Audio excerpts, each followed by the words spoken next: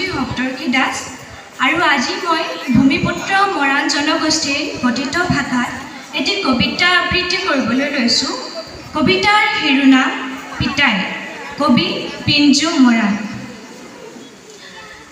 পিতাই, তোৰ চকুত মোক লৈ কিনি দেখা সপোনবোৰ জিলিকি উঠিছেচোন। তই যে ইমান কষ্ট কৰিছ হয় আমাৰ কাৰণে।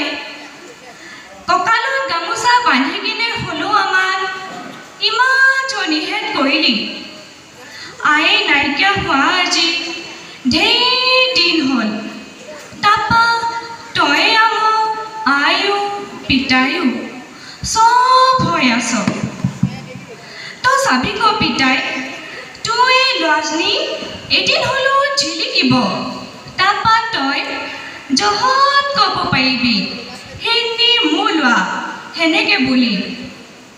তই যে এফিও বেয়া নাপাবি দেই মোক। তাৰমানে অলপমান দেৰি হ'ব পাৰে ক, সেইকাৰণে কৈছোঁ। খালি কিবা এটিষা হ'ম, তই চাবি ক পিতাই, কিবা এটিষা হ'ম। ধন্যবাদ।